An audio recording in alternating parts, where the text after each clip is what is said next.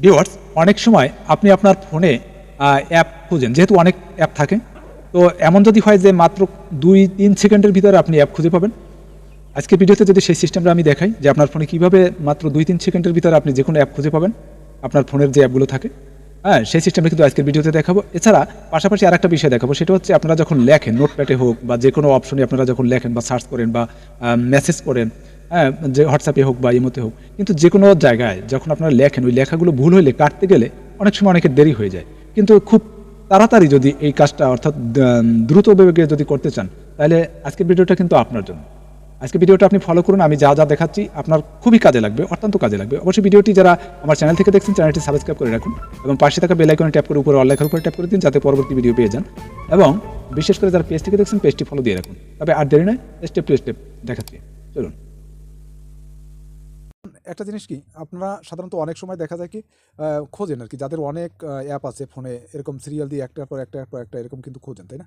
তাই একটার পর একটা এরকম যদি আপনি না খুঁজে সাধারণত আপনি কয়েক সেকেন্ডের ভিতরে আপনি কিন্তু অ্যাপটা পেয়ে যাবেন। দেখুন এই যে সাইটে ডান সাইডে দেখুন একেবারে এই সিরিয়াল দেওয়া আছে, দেখুন এ থেকে জেড পর্যন্ত আছে, এই দেখেন লম্বা একটা রেখে।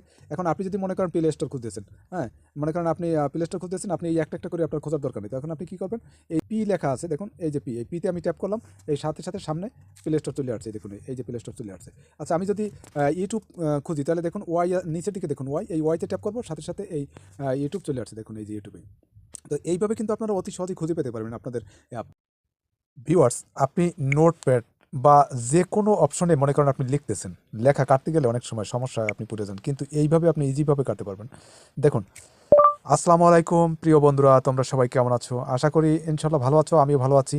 তবে আজকের ভিডিওটা অত্যন্ত গুরুত্বপূর্ণ, আমাদের সংক্ষেপে কাজ কিন্তু করার সহজ পদ্ধতি, যে কোনো লেখা কাটা ছেঁড়া যে পদ্ধতিগুলো আমরা কিভাবে করতে পারি, দেখো। ওকে, তো ভিউয়ার্স, আমি এইখানে কথাগুলো বললাম আর লেখা হয়ে গেল, তাই না? কিন্তু এখন দেখা যায় কি একটা শব্দ এর ভিতরে ভুল হয়ে গেছে, সেটা আমরা কাটতে গেলে কি করি আমরা, দেখা যায় এরকম একটা অপশনে আছে, আহ, দেখো আসসালামু আলাইকুম উপরে লেখা আছে, হ্যাঁ।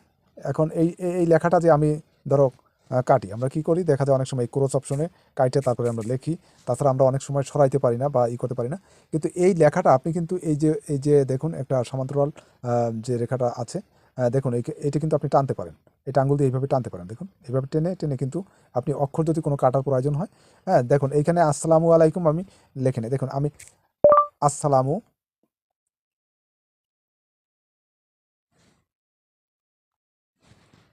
দেখুন এখন এই যে লেখাটা আসসালামু আমি যে বলছি, এখন সেইখানে সামনে কিন্তু লামু লেখা আছে।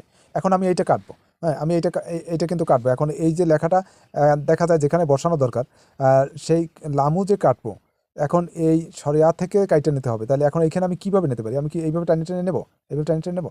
এইভাবে না, দেখুন আঙ্গুল দিয়ে কিন্তু আপনি এইটাকে কিন্তু সরাসরি আসতে এইখানে নিয়ে যেতে পারবেন। হ্যাঁ, এইখানে আপনি আঙ্গুল দিয়ে এখানে কিন্তু বসাইতে পারবেন, এই দেখুন এই যে আমি বসাই দিলাম। এখন আমি এখান থেকে কাটবো, এই দেখুন এই যে, দেখুন আমি কাটলাম এই যে, ওকে, আসসালামু আলাইকুম, কাটলাম। এখন অনেকেই সাধারণত এইটা ইজিভাবে কিন্তু কাটতে পারেন না।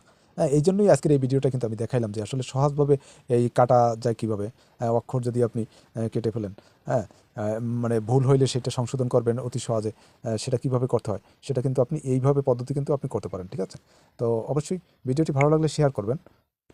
ওকে, সবাই ভালো থাকবেন, সুস্থ থাকবেন, আল্লাহ হাফেজ।